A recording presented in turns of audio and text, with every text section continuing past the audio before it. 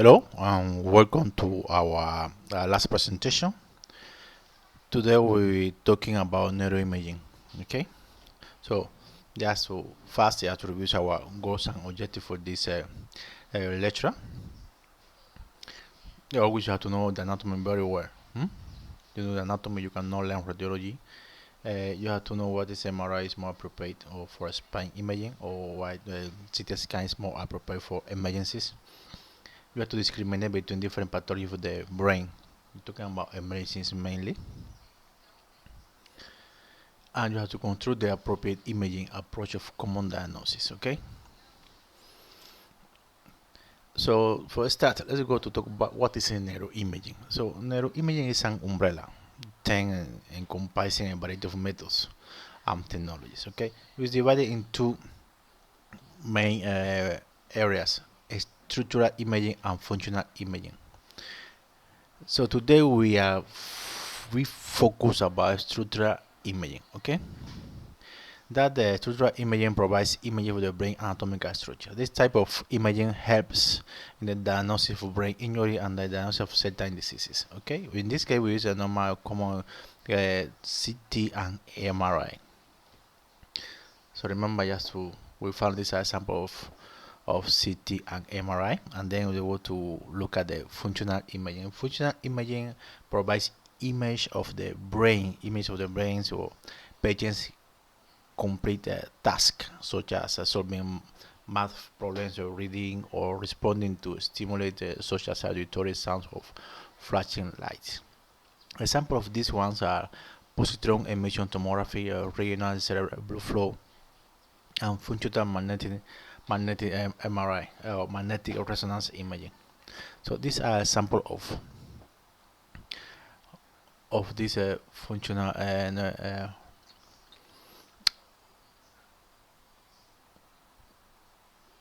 or functional structure. So in this case, this is positron. You see it's in 3D with a lot of colors. You can find the kind of studies in big, big institutions, big research institutions in a few countries. Okay.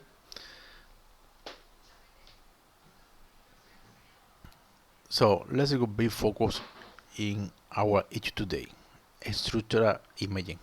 So let's go to talk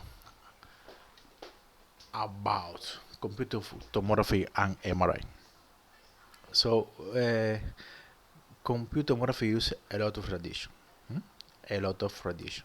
Okay, remember MRI don't use radiation, although radiation is very safe for obstetric patient. But what happens with the computer tomography is very fast, so you can scan a patient, I think the head of the patient in less than 1 minute. In less than 1 minute. But for any type of study of the MRI, it should be between 20 to 25 minutes. Between 20 to 25 minutes. MRI is very good for soft tissues. It's very good for soft tissue. They will give you more details for soft tissues and the spine. The more details for soft tissue and spine. But CT scan, because it's faster, is very good for emergencies. Because it's faster, it's very good for emergency. For any head trauma, we don't request a MRI, we request a CT scan. Okay, because it's very fast. You cannot put a patient with head trauma for 25-30 minutes inside for the MRI machine. They can die over there. But for CT scan, remember, sometimes less than 1 minute. Okay. So remember, CT scan, the finding I will describe densities and MRI intensities. Densities and MRI intensities. Okay. Now let's go to be focused on emergencies. In emergencies is the things you are going to be seeing more during your career, unless you become radiologist. Okay. So let's go to talk about CT scan. So these are the five. Remember a density from CT scan from our first lecture. So the bone have a high density and the A have a low density. So the A is hypodense everything with a gray soft tissue and gray it to be isodense, and the bright is I have high density is hyperdense. Now, how to describe CT scan? So you have always to start with this sentence. This is a non-contrast or contrast enhanced, maybe HLB sagittal coronal head CT scan showing. You always have to start with this one. So we have a simple CT scan, which is a non-contrast and contrast CT scan. We can use both. So for contrast CT scan, we use the iodine compounds. Iodine compounds which are positive. You remember that. So this is a sample of a normal CT scan from top to bottom. Of course, you have to look at it and you have to go for the anatomy. Remember, we talk anatomy first lecture, I think. So we have to go and look at anatomy in normal Asia head CT scan. And you have to go deep on that. Also, you have to look at the distribution of arterial territories, okay, which is a distribution of the anterior cerebral artery, medial cerebral artery, and posterior cerebral artery, okay. So you have to look at it very deep, very deep.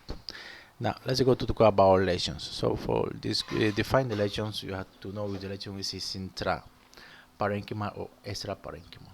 Intra or extra. So intraparenchymal is located within the brain tissue, and extra is located within the bony casing of central nervous system, but outside the brain tissue itself.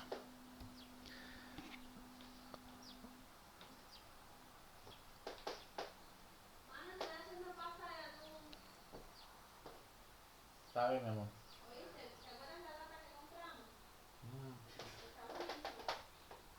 Estoy grabando, espérate. Estoy grabando.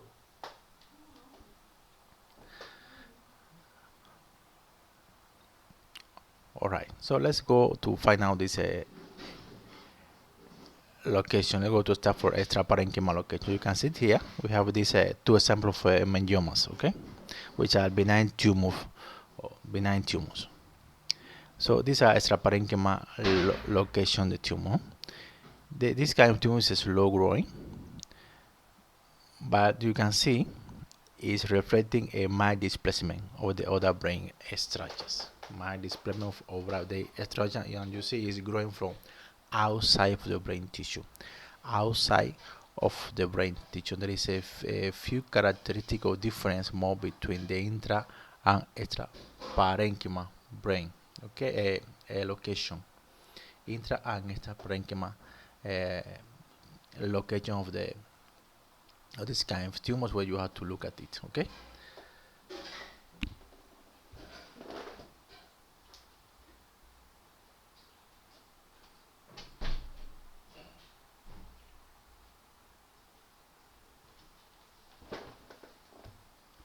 Now this is a sample of intraparenchymal lesions. We have the example of glioblastoma. You see they are in the middle of the brain. They are in the middle of the brain. Remember, you have to look at it. What is the difference between intra and extraparenchymal location? Okay, inside our brain pathologies. Let's go back to the head CT in acute situation. So anytime someone has head trauma with altered mental status, they should have a head CT scan. I'll repeat again. Anytime someone has a head trauma, you have to request for CT scan. In this case, you are looking for acute blood, which is bright, or hyperdense, which is bright or hyperdense.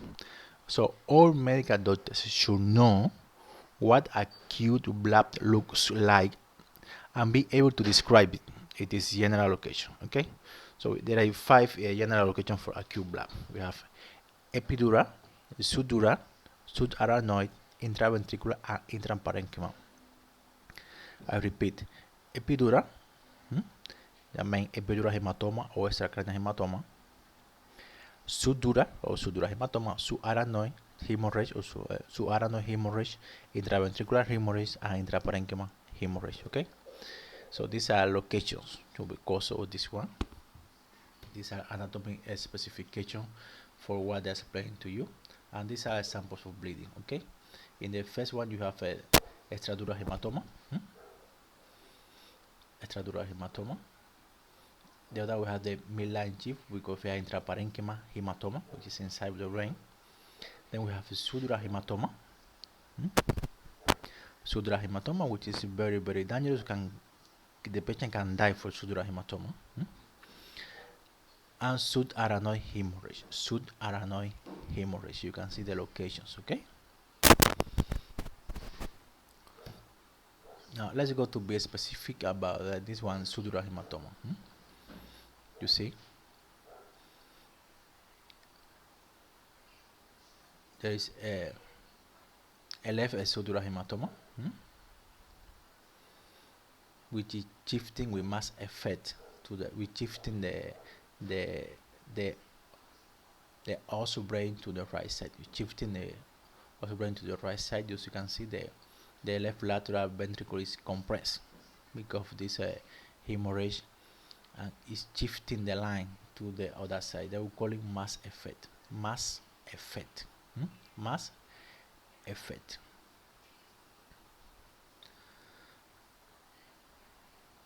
So for you have to know very well the difference between extradural hematoma and subdural hematoma. You have to know very well. You have to go deep and know the difference between extradural and subdural hematoma. So there are another example of multiple locations for this kind of hemorrhage. Okay, these are contusion hematomas. Contusion hematomas. You can see all these extradural hematoma, sometimes intraparenchymal hematoma after trauma. Okay, after trauma. The management of the patient by say neurology depends of the Glasgow of the patient, and also depend of the amount of blood. Okay, so the management of the patient depends on the neurosurgeon and depends on the quantity, position, and the Glasgow of the patient. So this is another example of bleeding different locations. We have intraventricular hemorrhage in this case. Now this is another example of bleeding where we have a subarachnoid hemorrhage. Subarachnoid hemorrhage. Remember, you have to read everything what I put in the slides on this video. Stop the video and read everything. If I told you go deep in this area, you have to go deep. Okay, you have to review later to be like your homework. Now, how to assess a CT scan of the head before you call a neurosurgeon. Before you call a neurosurgeon, okay? So you have to ask you these 6 main questions. These are the main question I do myself every day. I saw a CT scan. The first question: is your brain in the middle of the head? Do the two sides of the brain look alike? Is the fourth ventricle in the midline and symmetrical? Are the lateral ventricles huge with a phase source? Are there any abnormal white things inside the skull, or are there any abnormal black things inside the skull? Remember, white things, you understand. Remember, white things are hyperdense and black things are hypodense. So there is any abnormal hyperdense things inside the skull, or there is any abnormal hypodense things inside the skull. Okay. So first question: is the brain in the middle of the head? So you can compare the left side is normal in the right side. You can see the brain is not in the middle of the head. Do the two sides of the brain look alike? You can say in the left side both sides look alike, but in your right, no, both alike. No, doesn't look alike. Is the fourth ventricle in the middle, in midline and symmetrical? You can see in your left, the fourth ventricle is in the midline and symmetrical. It's hypodense in the midline of the posterior fossa. But you can see in the second and third, they are not in this midline and there is no hypodense. There is hemorrhage there, and then the other is tumor. There is a tumor.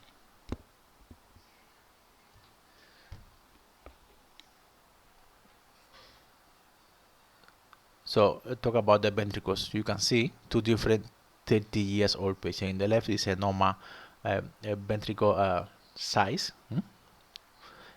but in the right side there is a ventriculomegaly. The width of the ventricle is up to 1 centimeter, in young patients.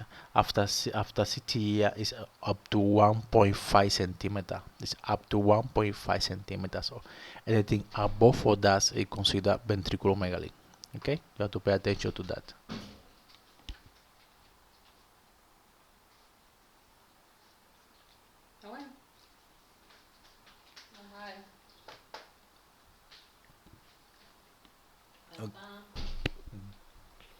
Okay, let's look at this case sample. This is 68 years old female brought by ambulance after rapid mental status deterioration. We will consider the hypertensive hemorrhage. In this case, there is no trauma, okay? And the head CT scan show, so you can see the patient had a history of high blood pressure, and you can see this intraparenchymal hemorrhage or intraparenchymal hematoma. It's a huge intraparenchymal hematoma. You have this hyperdense area and surrounded by hypodense area, which means there is edema with the shifting of the midline to the right side. Okay, that means there is a huge mass effect.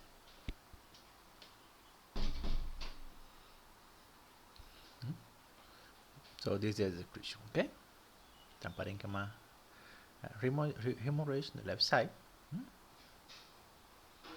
with edema and significant midline shift.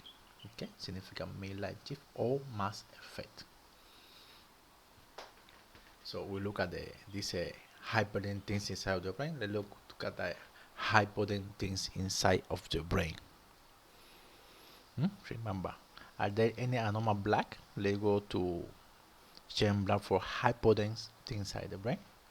So when we talk about hypodense things inside of the brain, we will talk about a stroke. We have to think first about a stroke. Okay, ischemic stroke. In this case, so stroke can be hemorrhagic, we saw before, and ischemic. So hemorrhage with blood and ischemic is obstruction. Okay, it's infarction.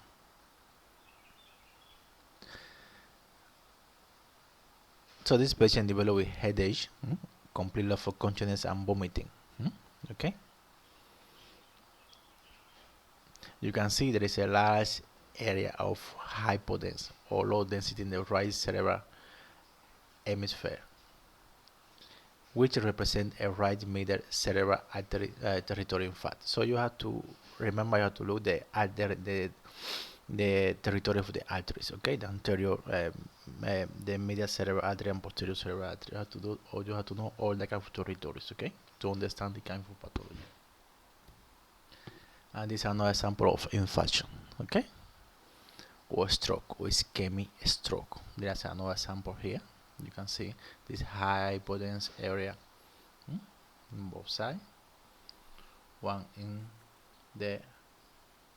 your left, which is in the right, and the other in your right, which is in the left. But you can see this one in your left, which is the ischemic stroke is on the right. You can see the hypodense is huge, and there is no chief of the midline, and also there is that right lateral ventricle is not compressed.